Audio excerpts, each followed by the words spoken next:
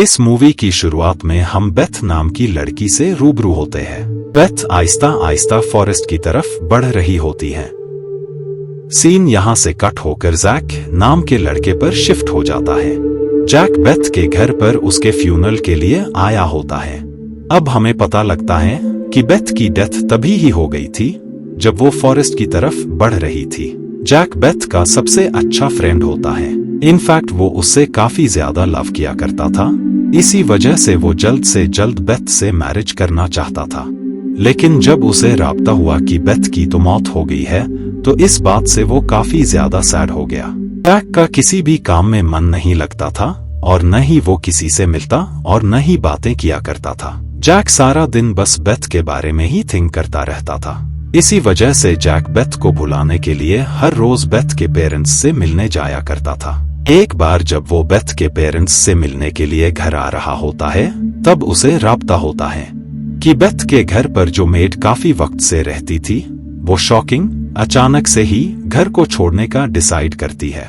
जब लोग इस बात का रीजन उससे पूछते हैं, तो वो उन्हें कोई भी जवाब नहीं देती है और बाद में वो सारा सामान लेकर वहां से निकल जाती है। जैक बेथ के पेरेंट्स से हर रोज की तरह बेथ के बारे में बातें करने लगता है। इसके बाद ये लोग चेस खेलने लगते हैं, लेकिन जैक का इसमें भी मन नहीं लग रहा होता है। बाद में बेथ की मॉम जैक को बेथ का फेवरेट स्कार्फ देती है, जिसे जैक लेकर अपने घर पर आ जाता है। घर पर भी वो बेथ के बारे में ही सोच रहा होता है और सोचते सोचते ही वो सो जाता है। नेक्स्ट डे जैक हर रोज की तरह बेथ के पेरेंट्स के घर जाने लगता है, लेकिन आज वो नोटिस करता है कि घर अंदर से लॉक है। इसी वजह से उसे लगता है कि घर पर आज कोई भी नहीं है। इसी वजह से वो वापस जाने लगता है। तभी सडनली उसी दौरान ही उसे वहां पर कोई नजर आता है, जो शख्स कुछ हद तक बेथ जैसी ही लग रही होती है। उस शख्स को देखकर जैक को लगता है कि बेथ अभी अलाइव है। इसी वजह से वो जोर जोर से डोर को नॉक करने लगता है। उतनी ही देर में वहां पर जैक का भाई भी आ जाता है और वो उसे किसी भी शख्स को परेशान करने के लिए मना करने लगता है। तब जैक उसे पूरी बात राब्ता करता है। इसी वजह से उसका भाई बेथ के पेरेंट्स से बेथ के अलाइव होने वाली बात पूछता है, जिस पर बेथ के पेरेंट्स उसे जवाब देते हुए कहते हैं कि उनकी बेटी को मरे हुए काफी ज्यादा वक्त गुजर चुका है। इसी वजह से न चाहते हुए भी जैक को वहां से जाना पड़ता है। लेकिन जैक हार मानने वालों में से नहीं था। इसी वजह से वो एक दिन चुपके से बेथ के घर में दाखिल हो जाता है। लेकिन दरमियान में ही उसे बेथ के डैड मिल जाते हैं और वो उससे कहते हैं कि बेथ को मरे काफी ज्यादा वक्त गुजर चुका है। इसी वजह से तुम भी उसे भूलकर अपनी लाइफ में आगे बढ़ो। लेकिन जैक को अभी भी कंफर्म होता है कि बेथ अभी अलाइव है और हो न हो इन लोगों ने ही उसे कहीं पर छिपा दिया है। इसी वजह से वो पूरे घर में बेथ की सर्च करने लगता है और फाइनली उसे बेथ मिल जाती है। बेथ के पेरेंट्स उसे अलमीरा में छिपा रहे होते हैं, लेकिन बेथ जैक को नोटिस करते ही वो भी काफी ज्यादा हैप्पी हो जाती हैं। इसी वजह से वो बाहर आकर उससे राब्ता करती है। दोनों ही लोग एक दूसरे को देखकर काफी ज्यादा हैप्पी हो जाते हैं। बाद में जैक बेथ के डैड से सवालात करता है कि बेथ की तो सच में डेथ हो गई थी, फिर ये अलाइव कैसे हो गई। लेकिन उसके डैड इस बात का उसे कोई भी जवाब नहीं देते हैं। इस वजह से जैक को शक होने लगता है और वो उसके डैड से शक्ति से इस बारे में पूछने लगता है। इसी वजह से उन लोगों के दरमियान बहस हो जाती है और बाद में जैक गुस्से में वहां से निकल जाता है। उसने ऐसा इस वजह से किया होता है क्योंकि उसे लगता था कि बेथ कभी मरी ही नहीं थी। उसने तो बस मरने का नाटक किया था ताकि वो उसे बेवकूफ बनाकर किसी और के साथ मैरिज कर सके। बाद में जैक अपने पेरेंट्स को भी राब्ता करता है कि बेथ अलाइव है, यानी वो अभी भी जिंदा है। बाद में वो उसकी कब्र के पास जाता है। बेथ की कब्र को देखकर लग रहा होता है कि जैसे किसी ने उसकी कब्र को खोदकर उसे बाहर निकाला हो। बाद में वो बेथ के डैड के पास दोबारा से राब्ता करने जाता है और वो उनसे बेथ के बारे में सब कुछ पूछने लगता है। इस बात पर बेथ के डैड उसे बताते हैं कि जिस दिन तुम चेस खेल कर गए थे, उसी के चंद पलों बाद ही बेथ घर वापस आ गई थी। लेकिन हम में से किसी को भी ये बात पता नहीं है कि बेथ अलाइव कैसे हो गई। कुछ पलों बाद वहां पर बेथ आ जाती हैं और वो जैक को वहां पाकर काफी ज्यादा खुश हो जाती है। लेकिन जैक बेथ से काफी ज्यादा डरा होता है। इसी वजह से वो बेथ से पिछले वीक पेश आई सारी बातों और इंसिडेंट्स के बारे में सवालात करने लगता है। तब बेथ उसे जवाब देती है कि उसे इन सब के बारे में कुछ भी पता नहीं है। बाद में वो लोग आपस में थोड़ी देर और कॉन्वर्सेशन करते हैं और अब तो जैक का डर भी खत्म हो गया होता है। इसी वजह से वो दोनों हाइकिंग पर जाने का प्लान बनाते हैं।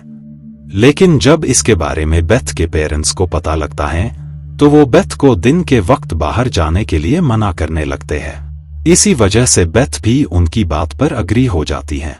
अब ये दोनों टाइम स्पेंड करने के लिए स्विमिंग पूल में जाते हैं। वहां पर जैक बेथ की थाई पर किसी तरह के बाइट का निशान नोटिस करता है। वजह से जैक बेथ से इस निशान के बारे में सवालात करने लगता है। लेकिन शॉकिंग बात होती है कि जैक के इतना पूछने पर ही बेथ कुछ देर पहले की सारी बातें भूल जाती है। इस बात से जैक को भी काफी अजीब लगता है और अब तो उसे दोबारा से बेथ पर शक होने लगता है। नेक्स्ट मॉर्निंग जैक दोबारा से बेथ से मिलने के लिए उसके घर जाता है। तब दरमियान में ही उसे पोस्टमैन मिल जाता है जो कि जैक को काफी सारे लेटर्स पकड़ाकर वहां से निकल जाता है। जैक इस बात से काफी ज्यादा शॉक होता है क्योंकि वो काफी लंबे वक्त बाद इस पोस्टमैन से मिल रहा था। बाद में वो बेथ के डैड से राब्ता करता है और वो उनसे कहता है कि हमें बेथ को उसके बारे में सारी रियलिटी बता देनी चाहिए कि उसकी काफी वक्त पहले से मौत हो चुकी है और अब वो अलाइव नहीं है। लेकिन बेथ के डैड ये बात सुनकर जैक को काफी ज्यादा डांटते हैं कि वो दोबारा ऐसी किसी भी टॉपिक पर बात न करें क्योंकि वो इस बार अपनी बेटी को बिल्कुल भी खोना नहीं चाहते थे। इतनी ही देर में बेथ भी वहां पर आ जाती है और वो जैक से हाइकिंग पर चलने के लिए कहती है। उन लोगों की बात सुनकर डैड उन्हें वहां जाने के लिए मना करने लगते हैं। लेकिन इस बार ये दोनों ही उनकी कोई भी बात नहीं मानते हैं और वो वहां से हाइकिंग के लिए निकल जाते हैं। काफी ज्यादा एंजॉय करने के बाद जब वो वापस घर आते हैं तो डैड जैक पर काफी ज्यादा गुस्सा करते हैं क्योंकि उन्हें लगता था कि वो ही उनकी बेटी को फोर्स करके हाइकिंग पर ले गया था। ऊपर से दिन में बाहर जाने पर बेथ के फेस पर अजीब तरह के निशान भी पड़ गए थे। जैक बेथ के डैड को राब्ता करता है कि हमें बेथ को सारी रियलिटी बता देनी चाहिए। ये सुनकर बेथ के डैड और भी ज्यादा नाराज हो जाते हैं और वो जैक को उनके घर से निकल जाने का कहते हैं। नेक्स्ट डे जैक बिना किसी की नजरों में आए घर में दाखिल होता है और वो बेथ को दोबारा से घर के बाहर ले जाता है। फॉरेस्ट में जाकर जैक बेथ को इम्प्रेस करने के लिए उसके लिए गिटार भी बजाता है। लेकिन इससे बेथ इम्प्रेस होने की बजाय उससे काफी ज्यादा नाराज हो जाती है कि उसे जैक का गाना बिल्कुल बकवास लग रहा था। लेकिन कुछ पलों बाद वो वापस से शांत भी हो जाती है। जैक को बेथ का ये बिहेवियर देखकर काफी ज्यादा हैरानी होती है।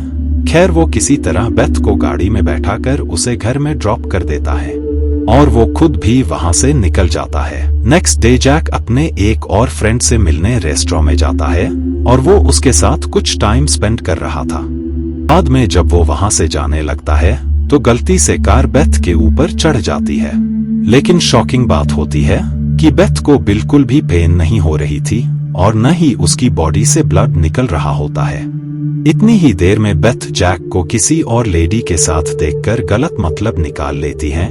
इसी वजह से वो गुस्से में हर चीज तबाह और बर्बाद करने लगती है।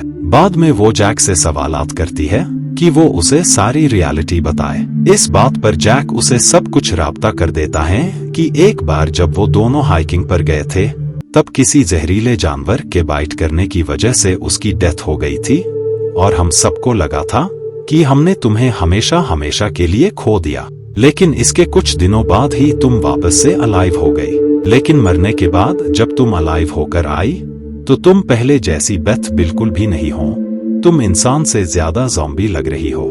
बाद में जब वो घर पर आता है तो वो काफी ज्यादा हैरान हो जाता है क्योंकि उसके ग्रैंडफादर जिनकी वर्षों पहले डेथ हो गई थी वो वापस से अलाइव हो गए होते हैं। जैक को बिल्कुल भी समझ नहीं आता है कि मरे हुए लोग आखिर अलाइव कैसे हो रहे हैं। बाद में वो दोबारा से बेथ के डैड के पास जाता है और वो उन्हें सारी सिचुएशन राब्ता करता है। बातों के दौरान ही उन्हें पता लगता है कि हो न हो इसके पीछे उसी घर की मेड का ही हाथ है क्योंकि जब से वो गई है तभी से ही ये सारे इंसिडेंट पेश आ रहे हैं। इधर बेथ किसी शख्स को मार डालती है। बाद में जैक जब कार से उस मेड के एड्रेस पर जा रहा होता है तो बेथ भी कार में आकर उसके साथ चलने की जिद करने लगती है। वहां आकर जैक को पता लगता है कि मेड तो काफी वक्त पहले ही यहाँ से निकल गई है और वो दोबारा कभी भी लौटकर नहीं आई। असल में उस दिन बेथ के डैड ने ही उसके साथ मिसबिहेव किया था, इसी वजह से वो वहां से निकल गई थी। बाद में वो अपने घर पर जाता है जहां पर उसे जली हुई डेड बॉडीज मिलती है। उसे लगता है कि शायद ज़ॉम्बीज ने ही उसकी फैमिली को जलाकर मार डाला है। इसी वजह से वो वहां से निकलकर दोबारा से बेथ के घर में आ जाता है और यहाँ पर बेथ की मॉम उसे माइक्रोवेवन से बांधकर अपना हाथ खिला रही होती है। यानी बेथ अब पूरी तरह से ज़ॉम्बी बन गई थी। इसी दौरान उसे पता लगता है कि बेथ ने अपने डैड को भी मार डाला है। इसी वजह से जैक बेथ की मॉम से कहता है कि बेथ की रिस्पॉन्सिबिलिटी मेरी है, इसी वजह से आप यहाँ से जाए। इसी दौरान ही जैक का भाई भी वहां आ जाता है और वो राब्ता करता है कि घर पर बरामद डेड बॉडीज किसी और की नहीं बल्कि ज़ॉम्बीज की ही थी और उन्हें जैक के भाई ने ही मारा था, जबकि फैमिली मेंबर्स अभी भी अलाइव थे। बाद में जैक बेथ को हाइकिंग पर चलने के लिए कहता है। इसी वजह से बेथ माइक्रोवेवन के साथ ही हाइकिंग पर चली जाती है और बाद में जैक बाकी ज़ॉम्बीज की तरह बेथ को भी मार डालता है, क्योंकि ये ज़ॉम्बीज कभी भी सही होने वाले नहीं थे। और इसी के साथ ये मूवी यहीं पर एंड हो जाती है। Thank you so much for watching.